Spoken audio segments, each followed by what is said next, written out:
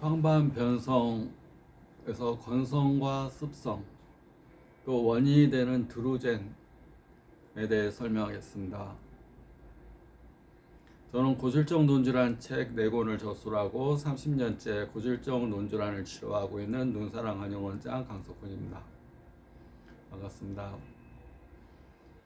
황반 변성, 황반 부위가 변성되는 겁니다. 변성이라는 말 자체는 퇴행성 관절염처럼 그 기능을 잃어가는 거, 황반세포의 기능을 잃어가는 거, 그걸 변성이라고 합니다. 그러면 황반세포는 어디에 있으면 무슨 기능을 하는지? 황반은 황반 중심부에 있습니다. 황반 중심부에 노란, 계란 노른자 같이 노란 부위가 황반이고, 거기는 600억 개의 세포가 있어서 광수용체 역할을 합니다. 광수용체는 뭐냐면 우리가 빛 에너지, 각막에서 빛 에너지를 받아들이는 것들을 필름에, 카메라 필름에 해당되는 망막에 이 많은 혈관들이 분포가 되어 있고 많은 시신경이 분포가 되어 있고 또 많은 세포들이 있습니다. 망막 중심부 황반에 600억 개의 원뿔 모양의 세포가 있고 망막 주변부에 일조개의 막대 모양의 세포가 있습니다. 그 세포의 역할은 광수용체 역할을 합니다. 광수용체는 빛 에너지를 전기 에너지로 바꿔서 그 에너지를 시신경을 통해서 전선의 역할을 하는 시신경을 통해서 대뇌 후두부로 보내주는 역할이 신경이 하게끔 하는 겁니다. 그러니까 일단은 광수용체는 빛 에너지를 전기 에너지로 바꾸는 세포가 광수용체입니다. 그런데 빛 에너지를 전기 에너지로 바꾸기 위해서는 유전자에서 단백질을 분비해야 됩니다. 단백질을 분비하면서 단백질이 촉매 역할을 하면서 빛 에너지를 전기 에너지로 바꾸는 역할을 하게 됩니다. 그런데 40대 중반 또 노화가 이루어지면서 단백질 찌꺼기가 빛 에너지를 전기 에너지로 바꾼 다음에 정맥을 통해서 노폐물과 이산화탄소, 드루젠이라는 찌꺼기가 나가야 되는데 나가질 않고 혈관 내에 가서 자꾸 쌓이는 겁니다. 혈관 내에 단백질 찌꺼기, 그걸 드루젠이라고 그럽니다. 단백질 찌꺼기가 혈관 내에 쌓이면서 혈관을 좁게 하는 겁니다. 혈관을 좁게 하게 되면 시신경 쪽으로 가는 혈액량이 많지 않으면서 시신경이 허혈성 시신경 위축, 피가 조금씩 흐르면서 시신경이 말라 들어가는 거. 그래서 뿌옇게 보이고 안 보이고 지워져 보이고 더 심하면 이 시력 장애, 또 색각 장애, 색이 구분이 잘 안 되고 또 세밀한 걸 볼 수가 없고 또 중심 부위가 세포가 죽은 것이 어둡게 보이고 가운데가 어둡게 보입니다. 그러면 죽은 세포가 있으면 어둡게 보입니다. 또 황반부가 부종에 생길 수도 있습니다. 황반부 부종은 황반 변성을 두 가지로 구분해서 봅니다. 건성 황반 변성은 이런 드루젠이라는 노폐물이 혈관 내에 쌓이면서 계속 시신경에 말라 들어가는 것, 위축돼 가는 것을 건성 황반 변성이라고 합니다. 90%가 건성 황반 변성이고 10%는 처음부터 습성으로 되거나 건성에서 신생혈관이라는 이상 조직이 자라나면서 혈액을 황반부 이 시신경 쪽에 공급하기 위해서 없던 새로운 조직이 자라나는데 그 이름을 신생혈관이라고 합니다. 근데 신생혈관은 원래 혈관이 아니기 때문에 잘 찢어지거나 터져버린다. 그래서 출혈이 발생할 수가 있고 황반부에 부종이 발생할 수가 있고 또 신생혈관 찌꺼기가 안방수가 나가는 섬유줄을 막으면서 신생혈관성 녹내장, 안압 상승 이런 게 올 수가 있고 또 망막을 잡아당기는 견인이라는 건 당긴다는 얘기입니다. 망막을 잡아당기면서 망막이 찢어지거나 구멍 나거나 또 떨어져 나오는 증상으로 시력 장애를 발생할 수가 있습니다. 그러면 문제는 드루젠이라는 노폐물이 단백질 찌꺼기 이름이 드루젠인데 그것을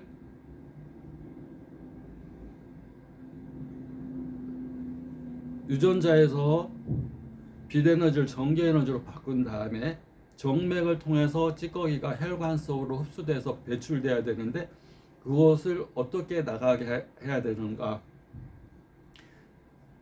그렇게 그걸 생각하기 위해서는 황반변성에는 루테인, 지아잔틴, 메리골드 이런 걸 먹어서 항산화 작용을 해야 된다. 이 개념보다는 드루젠이라는 노폐물이 왜 배출이 안 되는가로 접근하는 게 더 좋다고 생각합니다. 노화가 오게 되면 40대 이후 노화가 오게 되면 대표적인 증상이 무엇이겠습니까? 노화가 온다는 얘기는 무엇입니까? 노화가 온다는 얘기는 우리 인체에는 60조의 세포가 있고 60조의 세포들은 혈액을 통해서 산소와 영양분을 공급받고 또 동맥을 통해서 산소와 영양분을 공급받고 정맥을 통해서 노폐물과 이산화탄소를 배출합니다. 인체의 60조의 세포를 먹여 살리기 위해서 동맥과 정맥과 수많은 머리카락 크기 혈관들이 굉장히 엄청나게 분포가 되어 있는 겁니다. 60조의 세포들한테 혈액을 공급하기 위해서 동맥, 정맥, 모세혈관이 분포가 되어 있는 겁니다. 40대 이후에 노화가 온다는 노화라는 개념이 뭐냐면 노화는 동맥을 통해서 산소와 영양분을 공급했는데 노폐물과 정맥을 통해서 노폐물과 이산화탄소가 나가지 못하고 쌓이는 겁니다. 그래서 혈관 내 프로그라는 노폐물들이 자꾸 쌓이다 보면 혈압이 올라가게 되고 또 혈압이 올라가면서 동맥이 하수도에 찌꺼기가 자꾸 쌓이듯이 찌꺼기가 쌓이면서 동맥 경화라는 증상이 생기게 됩니다. 동맥 내벽이 딱딱하게 찌꺼기로 인해서 엉겨 붙어 있는 현상. 그러니까 혈관이 좁아지니까 그 좁아진 상태를 지나가려니까 혈압이 올라가는 거고 또 혈압이 이렇게 찌꺼기가 하다 보니까 혈액이 지나가다 보니까 노폐물들이 떨어지는 노폐물 찌꺼기들이 프로그라고 그러는데 그것들이 동맥을 따라서 막 돌다가 모세혈관 가장 가는 부위에 가서 찌꺼기가 콱 막아버립니다. 콱 모세혈관이 막혀버리면 그 모세혈관을 통해서 영양받던 세포는 혈관이 막혀버렸으니까 죽게 됩니다. 그래서 그 하나 둘 죽다 보면 그쪽에 있는 세포들이 재기능을 못하는 거. 그래서 만약에 어깨에서 그런 현상이 오게 되면 50견, 석회화가 이루어지고 이 안에 손과체, 제3의 눈이라는 양미간 사이에 손과체, 대뇌 일부인 솔방울 모양의 이런 대뇌 일부가 석회화가 이루어지면 멜라토닌이라는 호르몬이 분비가 안 되면서 잠이 잘 안 오게 되고 자도 피곤한 증상, 해독도 안 되고 청소도 안 되고 잠도 안 오고 자도 피곤한 증상이 오게 되는 겁니다. 관절에 가서 그런 찌꺼기가 혈관에 막히게 되면 피가 안 돌기 때문에 피를 먹질 못하니까 퇴행성 관절염이 오게 되는 겁니다. 손가락 가서 그런 것이 쌓이게 되면 손가락이 휘거나 막 뭐가 튀어나오는 변형되는 루마티스 또 족저근막염도 마찬가지입니다. 그 안에 족저근막염, 통풍 이런 거 다 마찬가지로 노폐물과 독소가 쌓이면서 뼈가 튀어나오고 아프고 왜 튀어나오겠습니까? 찌꺼기가 막 쌓이는 겁니다. 독소들이 막 쌓이면서 뼈에 찌꺼기가 쌓이니까 손목이 이렇게 막 튀어나오는 겁니다. 손을 많이 써서 일하는 사람들한테 더 많이 그렇습니다. 많이 관절 써서 뼈가 튀어나오고 변형되고 그런 증상이 생기게 됩니다. 눈에 가서 황반부에 그 찌꺼기가 안 생기려면 일단 노화가 오게 되면 나타나는 증상이 몸이 차집니다. 나이가 들면 양기가 넘치는 사람이 없습니다. 양기가 떨어진다. 양기는 에너지입니다. 인체는 기와 혈로 순환이 되는데 기라는 것이 에너지입니다. 그래서 거기다가 양기라는 표현을 쓰는 겁니다. 태양의 기운. 우리가 이 햇볕을 받을 때 양기를 받는다는 표현을 씁니다. 햇볕을 받아야지 사람은 뼈나 세포나 기를 받는 겁니다. 그래서 낮에 햇볕을 보고 걷는 것은 골다공증 예방에 굉장히 좋습니다. 또 비타민 D 이런 것들도 햇볕을 통해서 흡수가 됩니다. 그러니까 사람은 이 자연의 길을 받지 않고 음지에서 특히 지하 생활, 지하 새방 생활, 또 지하에서 음습한 데서 생활하는 사람들은 관절이 혈액순환 장애가 굉장히 안 돼서 관절에 병이 많이 생깁니다. 습한 데서 사는 사람들. 사람은 양기가 있어야 됩니다. 양기는 이 피를 순환시키는 힘을 양기라고 그럽니다. 피가 있어서 도는 게 아니라 심장에서 펌프질 한다고 가는 게 아니라 심장도 기라는 게 있어야지 펌프가 됩니다. 그러니까 이렇게 우리가 차로 비유하면 차가 휘발유가 있다고 가는 게 아닙니다. 휘발유가 있다고 하는 게 아니라 휘발유가 피라면 피를 돌게 하는 힘, 그 전선에 스파크가 일어나서 에너지가 발생돼야지 휘발유를 통해서 우리가 차가 움직이고 이러는 겁니다. 증기기관차는 물만 있다고 물이 이렇게 증기를 일으켜서 기차가 가는 게 아닙니다. 기라는 에너지가 있어야지. 물은 휘발유고 물은 그만 가지고 되는 거 아니듯이 사람도 피의 70%는 물인데 물이 어떻게 스스로 순환되겠습니까? 기라는 에너지가 있어야 됩니다. 그래서 양기가 있어야 됩니다. 그래서 40대 이후에 어디가 시려요, 순환이 안 돼요, 그러면 항상 따뜻하게 먹어야 됩니다. 따뜻하게 해야 됩니다. 특히 순환이 안 되는 부위는 시리다고 느끼고 또 그 부위는 잘 붓고 살이 찝니다. 나는 다른 데는 살이 안 찌는데 아랫배만 살이 쪄, 또는 어깨만 살이 쪄, 뭐 발목만 부어, 허벅지만 살이 쪄. 그런 부위는 다른 부위보다 순환이 더 안 되는 부위입니다. 그러려면 어떻게 해야 되겠습니까? 부드러운 헝겊으로 감아줘서 온도를 올려줘야 됩니다. 온도. 따뜻한 물도 먹어야 되고 또 온도도 올려주고 그쪽 부위 근육을 허벅지가 많이 살이 찐다, 자주 붓는다, 스쿼시 동작, 앉았다 일어났다 앉았다 일어났다 하면서 그쪽 근육을 써야지 혈액순환이 좋아지면서 피가 돌아야지 따뜻해지는 겁니다. 따뜻해진다는 얘기는 피가 도는 거고 피가 돌아야지 거기에 있는 허벅지에 있는 세포들이 피를 먹고 죽지 않는 겁니다. 눈에 있는 드루젠이라는 노폐물도 단백질 찌꺼기도 잘 배출이 되기 위해서는 눈 내부의 온도가 이렇게 이 피가 맑아져서 순환이 잘 돼야 됩니다. 그래서 눈 내부가 안 좋은 사람들이 있습니다. 눈 내부가 안 좋은 사람들은 고도근심 분들, 동공은 큰데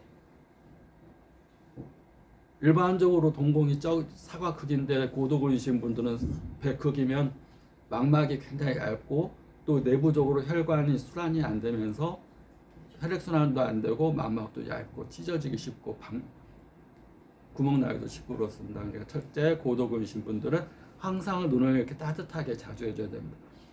따뜻하게 해주는 것은 혈액순환의 첫 번째입니다. 내가 추워 죽겠는데 찬물 목욕하고 막 그러면 절대 안 돼요. 따뜻하게 해주고 따뜻하게 이렇게 손으로 자주 이렇게 해주고 그래서 항상 감정적으로 따뜻하게 해주는 게 뭐냐면 우리는 화내거나 짜증내거나 근심 불안 이런 걸 하게 되면 온도가 쫙 내려갑니다. 스트레스 받거나 그러면 면역이 확 떨어집니다. 스트레스 받으면 면역이 올라갈 것 같죠. 막 내가 화내고 그러면 막 면역이 올라갈 것 같아. 면역이 굉장히 약해집니다. 내가 부정적인 감정을 갖고 그러면 부정적인 생각만 나는 게 아니라 부정적인 말도 하게 되고 부정적인 행동도 하면서 내 몸의 면역 지수를 확 떨어뜨립니다. 질병 지수가 확 올라갑니다. 저항력이 확 떨어집니다. 내 생각하는 것 자체가 체온을 결정하는 겁니다. 우리가 스트레스를 받으면 근육이 굳어지게 됩니다. 그래서 근육이 굳어지면서 혈관을 압박하게 됩니다. 혈관이 압박하게 되면 혈압도 올라가게 되고 혈액순환도 안 되게 되고 근육이 뻣뻣하게 굳어져 있는데 그 안에 혈액순환이 잘 될 수가 없습니다. 그러면 결리고 아프게 되고 그게 더 심하면 석회화가 이루어지면서 그 안에가 석고벌이 된 것처럼 굳어져 버립니다. 눈도 마찬가지입니다. 따뜻해야 됩니다. 그래서 눈에 염증을 자주 앓는 분들, 아까 고도근심 분들, 또 두 번째는 뭐 결막염이라든가 뭐 각막염이라든가 안구건조라든가 어릴 때부터 염증을 자주 앓는 분들, 눈 내부의 혈액이 맑지 않은 분들은 드루젠이라는 노폐물이 또 잘 생길 수가 있습니다. 또 평상시에 기름지고 단 걸 많이 먹어서 이 찌꺼기가 혈관 내에 많은 분들 노화가 더 빨리 올 수가 있고 드루젠이 더 빨리 생길 수가 있습니다. 하여튼 동맥에서 가서 노폐물과 이산화탄소가 잘 배출이 되려면 피가 맑아야 됩니다. 피가 맑으려면 음식도 맑아야 되고 호흡도 잘 받아들여야 되고 4대 6 호흡법, 그 다음에 자연의 기를 양기를 잘 받아야 됩니다. 나이가 먹을수록 햇볕을 가까이 하고 따뜻한 걸 가까이 하고, 그래서 나이가 먹으면 온천욕을 좋아합니다. 본능입니다. 본능. 온천 가서 따뜻하게 하고, 그러면 유황온천, 뭐 일본의 온천 이런 데 젊은 사람들은 가라고 해도 잘 안 갑니다. 왜냐하면 혈액순환이 잘 될 때는 막 따뜻한 물속에 들어가는 걸 답답해합니다. 그런데 혈액순환이 안 되고 몸에 찌꺼기가 많고 이 순환이 안 될 때는 뜨거운 온천에 들어가서 무슨 말 하는 줄 아십니까? 뜨거운 온천에 시원하다. 뜨거운 데 들어가서 시원하다고 그렇게 느끼는 겁니다. 왜 시원하다고 느끼냐면 혈액순환이 안 되는데 뜨거운 데 갔으니까 혈관이 확장되고, 혈관이 늘어나니까 순환이 안 되는 쪽에 피가 막 돌면서 순환이 잘 되니까 시원하다. 피부도 좋아지고 혈액순환도 잘 되고. 그런데 거기서 나와서 찬물 목욕하는 분이 있습니다. 온천하고 후에 찬물 목욕. 그러면 안 됩니다.